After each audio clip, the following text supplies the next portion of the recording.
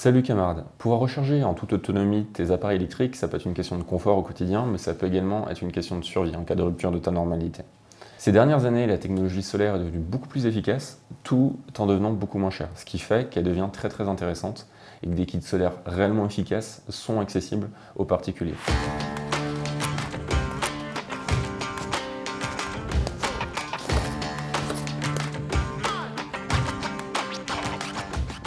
Aujourd'hui, je vais te parler des kits solaires nomades. Ce sont des kits solaires que tu peux emporter partout avec toi, très pratiques pour les sacs d'évacuation ou les trekking. Mais avant de rentrer dans le détail, c'est l'instant racolage. Si tu n'es pas encore inscrit à ma chaîne YouTube, je t'invite à le faire. Dans tous les cas, tu peux mettre un pouce bleu sur la vidéo, ça aide au référencement. Je vais également te mettre en description de la vidéo un lien pour t'inscrire à ma newsletter, c'est mon canal de communication préféré. Et je vais également te mettre un lien pour que tu puisses télécharger mes dossiers. J'ai écrit pas mal de dossiers sur des thématiques très diverses. Et tu peux les télécharger gratuitement dans la description de la vidéo. Voilà. Maintenant que ça c'est fait, rentrons dans le vif du sujet. Je distingue trois types de kits. Tu as premièrement les kits solaires fixes, ça c'est les kits solaires qu'on a l'habitude de voir. Donc généralement ce sont des panneaux solaires sur des toits qui servent à alimenter une maison. C'est par exemple ce que j'ai sur mon garage. Deuxièmement, tu as les kits solaires portables. Ça, ce sont des kits que tu peux transporter, mais qui sont très volumineux et qui sont plus adaptés à du bivouac de long terme ou au déplacement avec des véhicules, comme par exemple un camping-car. Et en troisième, tu as également les kits nomades. Donc ça, c'est les kits dont je vais te parler aujourd'hui. C'est des kits qui sont d'une faible puissance, mais qui sont très facilement transportables. Donc concrètement, tu ne vas pas recharger ton ordinateur avec, mais tout ce qui est recharge d'appareils légers, c'est extrêmement efficace. Quand je parle de kit, c'est parce que des panneaux solaires tout seuls ne servent pas à grand chose. Et je distingue trois éléments dans les kits. Premièrement, les panneaux solaires pour fournir de l'énergie. Deuxièmement, des batteries ou powerbanks pour stocker l'énergie. Et troisièmement, les appareils électriques à recharger. Il y a trois raisons pour lesquelles c'est important d'avoir une powerbank dans ton kit solaire et de ne pas recharger tes appareils directement sur tes panneaux solaires.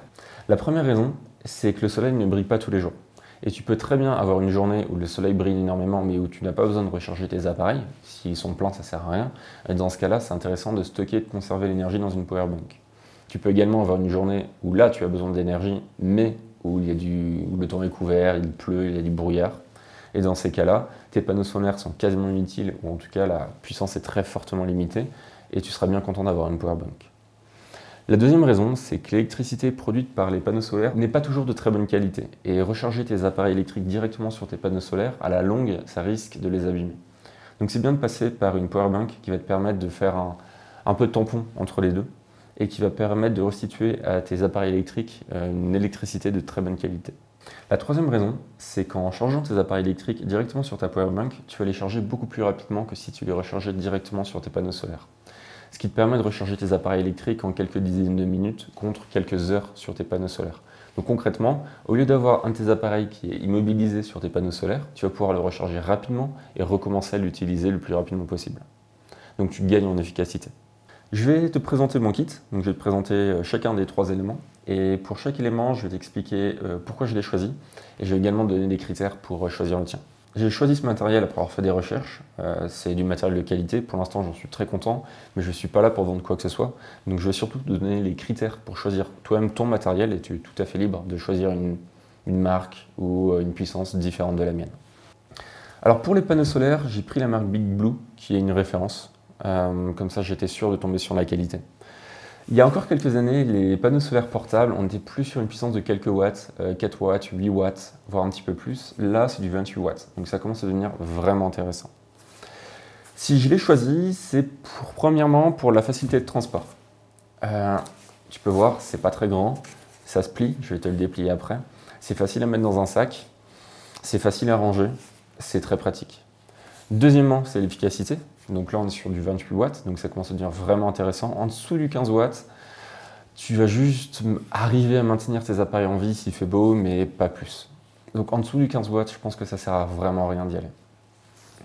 Ensuite, il y a la solidité, donc il est waterproof, ce qui est extrêmement utile pour du trekking et encore plus pour un sac d'évacuation. Donc je peux passer une rivière, faire tomber mon sac, il peut pleuvoir à l'intérieur de mon sac sans que ce soit dommageable pour les panneaux solaires. Et ensuite, c'est le poids. Alors, je ne vais pas te mentir, c'est pas non plus extrêmement léger, mais c'est quelques centaines de grammes maximum. Donc, ça se transporte tout à fait dans un sac à dos. Alors, à l'intérieur, ce qui est génial avec Ce panneau solaire, c'est qu'il est pliable. Donc j'ai 4 fois la surface du panneau en le dépliant. Ensuite, à l'intérieur, donc tu as 4 panneaux solaires. Tu as également, ici, c'est un petit écran qui te permet de vérifier la quantité d'énergie qui est produite par tes panneaux solaires. Tu as également 2 ports USB ici qui te permettent de recharger, alors soit 2 appareils électriques, mais moi je te recommande de recharger uniquement ta powerbank. Là, j'ai une petite pochette avec différents câbles, donc un câble pour la powerbank et un câble pour cet appareil électrique. Je préfère stocker mes différents câbles à l'intérieur des panneaux solaires, c'est juste plus pratique. Et tu as également des mousquetons. Et ça, c'est extrêmement utile. Si tu dois t'arrêter 4-5 heures en plein après-midi pour recharger tes appareils électriques, ça ne joue pas du tout dans le cadre de trekking. L'intérêt de ces mousquetons, c'est de pouvoir attacher tes panneaux solaires à ton sac. Donc moi, j'attache cette partie-là au molle de mon sac à dos. Cette partie-là pend derrière mon sac. Je branche mes panneaux solaires à la powerbank qui est dans mon sac. Et tout en marchant, mes panneaux solaires vont emmagasiner de l'énergie. C'est ce qui me permet de continuer à marcher tout en chargeant ma powerbank. C'est juste hyper utile. Je te recommande très fortement de prendre des panneaux solaires avec ce type d'attache. Alors pour la batterie, avant tout, on va parler de puissance. En dessous de 10 000 mAh, ça vaut pas vraiment le coup. Ça te permet une ou deux recharges maximum de ton téléphone ou de certains appareils électriques. Je parle de téléphone parce que c'est une valeur qui est plus simple à appréhender vu qu'on a tous un téléphone et que les autres appareils électriques, il y a de grandes variations dans leur batterie. Ça, c'est une batterie de 10 000. Ça me convient très bien. Pour moi, c'est le juste milieu entre la capacité et le poids. Tu peux partir sur des batteries plus grosses. Il y en a de 20 000 mAh. Mais elles vont être quasiment 2 fois plus lourdes, au moins 1,5 fois plus lourdes, et pour un gain qui n'est pas forcément très intéressant. Pour un trekking d'une semaine, pouvoir recharger 4 fois mon téléphone, ça me suffit largement. C'est bien au-dessus de mon usage réel, surtout que généralement, trekking, je débranche mon téléphone. Pour une évacuation, une batterie pleine de 10 000 mAh, ça me permet de recharger entièrement mon téléphone, ma lampe frontale, et 2-3 appareils électriques sans aucun souci.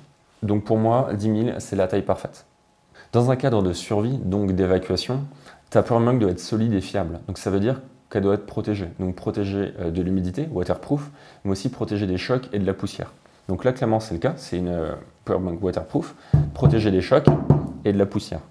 La norme, c'est une norme IP67 ou encore mieux, si tu peux, IP68. Il y a très peu de powerbanks qui sont en IP67 ou IP68. Malheureusement, le choix est assez limité. Moi, j'ai choisi une X-Storm XR101. Je suis toujours en train de la tester, mais pour moi, ça fonctionne très bien. Résistante au choc, waterproof, protégée de la poussière.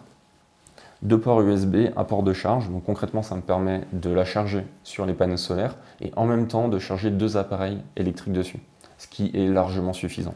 Et en bonus, il y a une lampe, ça peut toujours être utile. Autre chose sur les powerbanks, il y a certaines powerbanks qui ont des panneaux solaires intégrés, donc il y a une surface qui est remplie de panneaux solaires. Oublie tout de suite, c'est du pur gadget, ça sert à rien. La capacité des panneaux solaires est beaucoup trop faible pour recharger ta powerbank. Tu vas juste payer plus cher et rajouter un gadget inutile. Pour recharger ta powerbank, il te faut des vrais panneaux solaires d'une puissance de plus de 15 watts. Pour la durée de charge, je ne vais pas m'avancer sur des chiffres, ça dépend énormément de la capacité de tes panneaux solaires et du soleil au moment où tu les recharges. Tout ce que je peux te dire, c'est que ça prend du temps. Ne crois pas les descriptions de fabricants de panneaux solaires qui te disent que tu es capable de recharger une powerbank de 10 000 mAh en 1 ou 2 heures. C'est du pur bullshit, ça ne fonctionne pas du tout comme ça. En une après-midi, moi je recharge peut-être un tiers, une moitié quand il fait beau. Et comme je t'ai dit, ça dépend énormément des conditions et de la capacité de tes panneaux solaires. Pour les appareils électriques intéressants à recharger avec un kit solaire nomade, tu vas pouvoir retrouver ton smartphone. C'est ce que j'ai toujours dans la poche et c'est juste hyper pratique. Alors ça sert à appeler, évidemment. Il y a une lampe, il y a la radio, il y a un GPS. Ça sert vraiment à tout, c'est hyper polyvalent. Donc ça, pour moi, c'est l'outil de base. Ensuite, tu vas retrouver une lampe frontale. Alors c'est indispensable, moi j'ai toujours une lampe frontale avec moi dès que je sors, ça me permet de m'éclairer tout en gardant mes mains libres, c'est juste hyper pratique. Tu peux également avoir une radio ou un talkie-walkie ou alors une lanterne LED.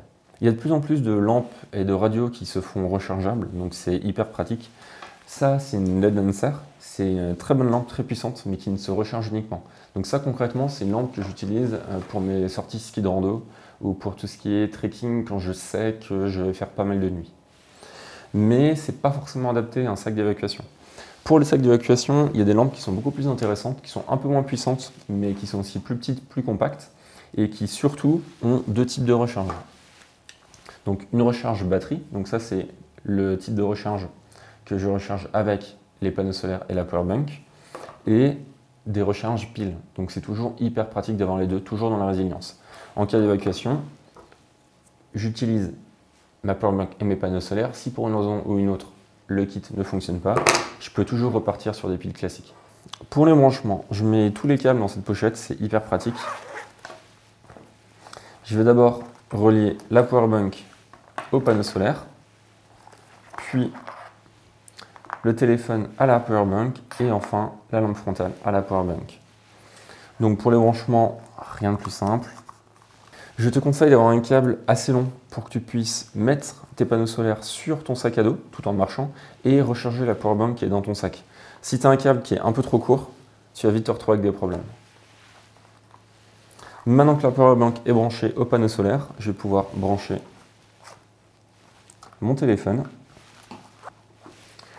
puis la lampe frontale. Là, ça me permet de produire de l'énergie avec les panneaux solaires, l'emmagasiner dans la powerbank et la redistribuer à mes appareils électriques. Voici pour la présentation de mon kit solaire nomade. Si tu as d'autres matériels à recommander, n'hésite pas à l'indiquer dans les commentaires. Je vais sûrement refaire une autre vidéo sur les kits solaires portables et les kits solaires fixes, mais je m'arrête là pour aujourd'hui. Salut camarades.